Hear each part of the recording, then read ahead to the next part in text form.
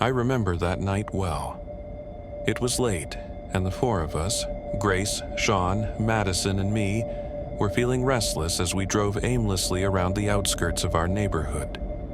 The air felt strangely stagnant, like even the wind was too tired to stir. Sean was the first to bring up the idea of visiting the unfinished place folks sometimes called the ghost house. He claimed there was no better cure for boredom than poking around a spot that gave everyone in town the creeps. I was not completely convinced, but his enthusiasm was hard to ignore. As we turned onto the street, I noticed there was only one working streetlight the entire length of the block. Its weak glow cast odd shadows across the cracked sidewalk, making every shape seem oddly stretched. The houses around us were in rough shape, and the overgrown yards, with weeds high enough to brush our knees, only made the setting feel more unsettling.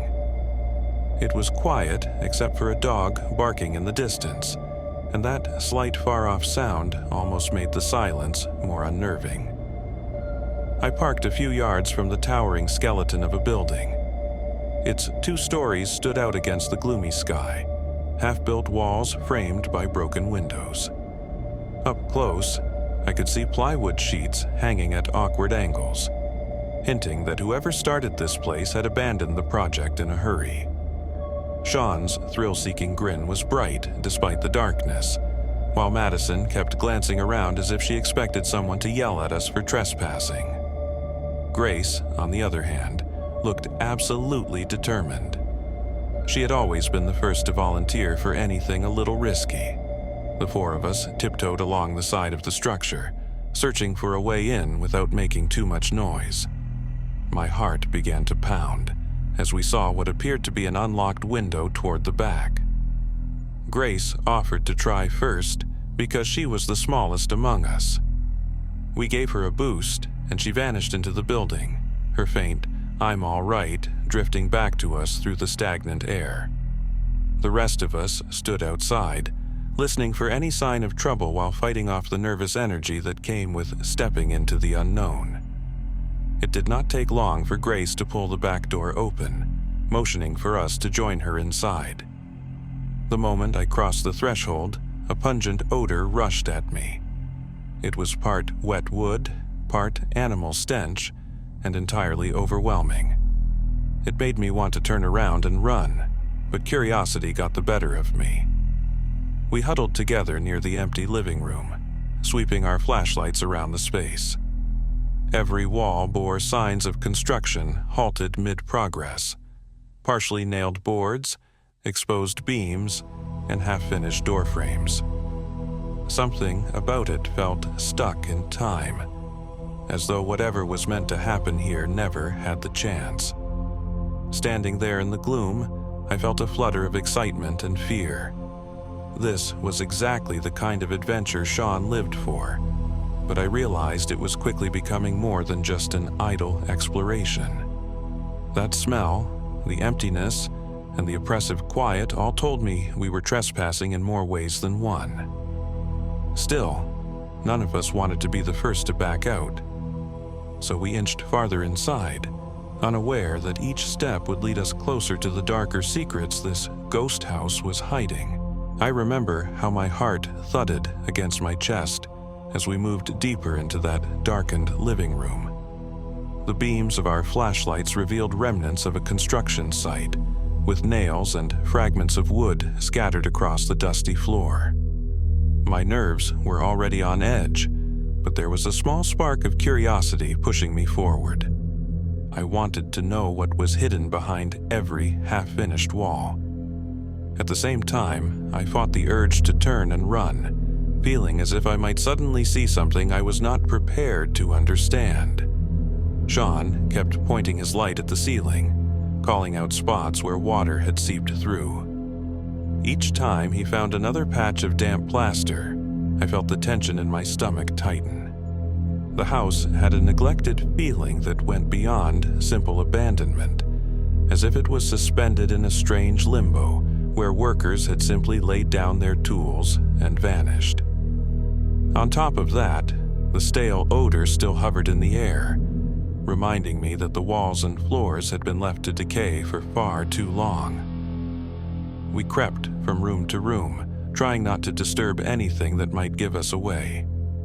My palms felt clammy around the flashlight, and I kept scanning corners and doorways, half expecting someone or something to dart across my field of vision. Even Grace's usual boldness seemed subdued as she tiptoed beside Sean, both of them murmuring about how the place was eerily quiet.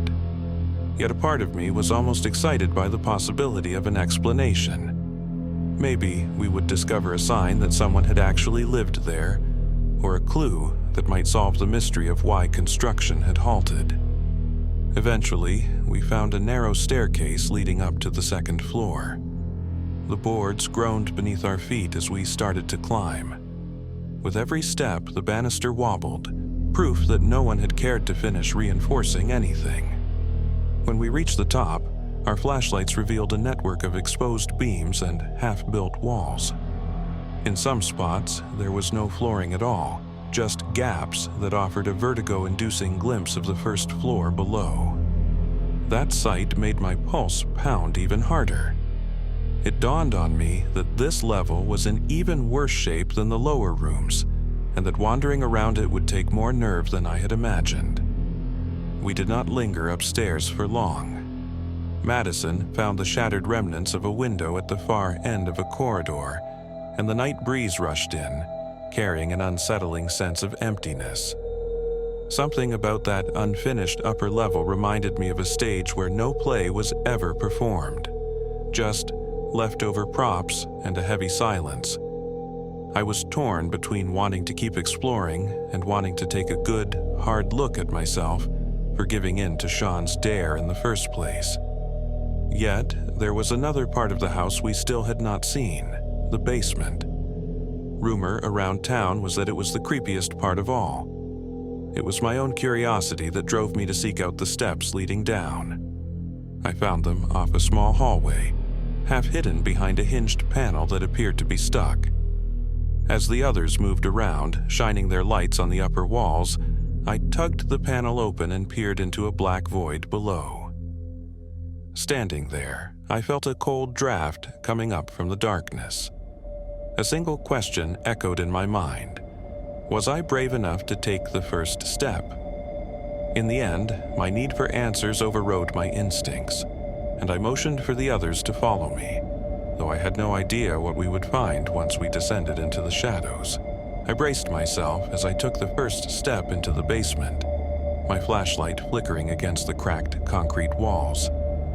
The descent felt longer than it was, probably because my heart was hammering so loudly that I expected the others to hear it. Sean, Madison, and Grace were behind me, their footsteps cautious on the old creaking stairs. The air felt cooler down there, as if the basement were sealed off from the rest of the house. Each breath brought in that pungent odor of decay that had been lingering upstairs, but down here it was even sharper, almost unbearable. Reaching the bottom, my light swept across a space that looked like it had once been prepped for finishing. Exposed beams overhead gave it an unfinished, hollow feel. In one corner, there was a small wooden chair, missing one leg and leaning at a slight angle. Next to it stood a rickety table that bore a battered Bible, its covers warped as though soaked in water at some point. My eyes lingered on the concrete floor beneath the table, where I noticed several large stains that looked disturbingly dark. It was impossible to tell if the stains were old water damage or something more ominous, but my stomach tightened either way. While I was still trying to make sense of what I was seeing, my flashlight caught a glimpse of movement in the far corner. At first, I thought it was just a tangle of debris or torn insulation, but as I took a few wary steps closer, I realized someone was sitting on the floor. My heartbeat spiked when I saw the silhouette of a woman with extremely long, messy hair draped forward, covering most of her face. She did not move, at least not in any obvious way, and I felt a prickling sensation at the back of my neck as if I were being watched.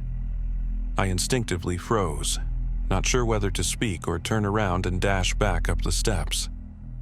Something about her stillness, the way she was just there, made my entire body tense.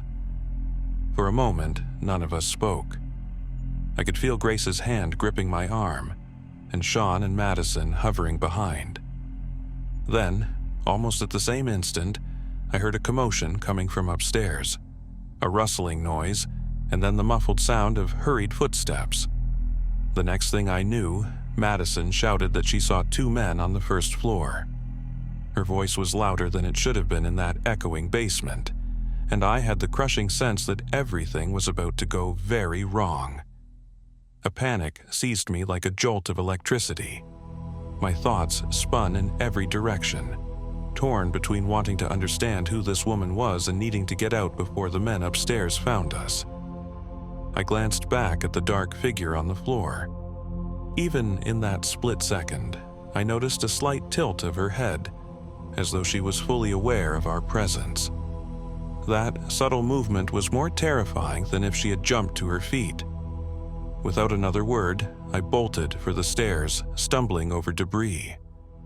My flashlight bobbed wildly, illuminating glimpses of startled faces behind me and the basement walls shrinking in the darkness. We flew up the steps 2 at a time, hearts pounding, the crashing of our feet impossible to muffle. Sean tugged Madison along, and Grace stayed right on my heels. As soon as we reached the first floor, I caught sight of shadowy figures retreating into one of the side rooms. My mind whirled with possibilities. I had no idea if those men were simply squatters or something far worse. All I knew was that we had to leave. In that frenzy, we managed to push our way toward the front door, still half-boarded. Sean and I shoved it open enough for us to squeeze through, and in a mad scramble, the 4 of us spilled out into the night air, certain we had barely escaped a danger we could not fully name. I stood panting on the cracked sidewalk outside that dreadful building, my friends huddled around me, each of us just as shaken as the next. The night air felt strangely fresh, even though the street still smelled of decaying grass and weeds. Sean kept glancing over his shoulder, convinced those unidentified men might emerge at any moment. My own pulse throbbed in my ears, making it impossible to think clearly about anything except getting away from that house. Something told me we had pushed our luck far enough. It did not take long for us to stumble back to the car. My hands trembled so much, I fumbled with the keys before finally getting the engine to start. Grace clutched Madison's arm in the back seat, while Sean pressed himself against the passenger window, eyes locked on the crumbling structure. As I pulled away, none of us spoke, our silence humming with too many questions and a lingering dread.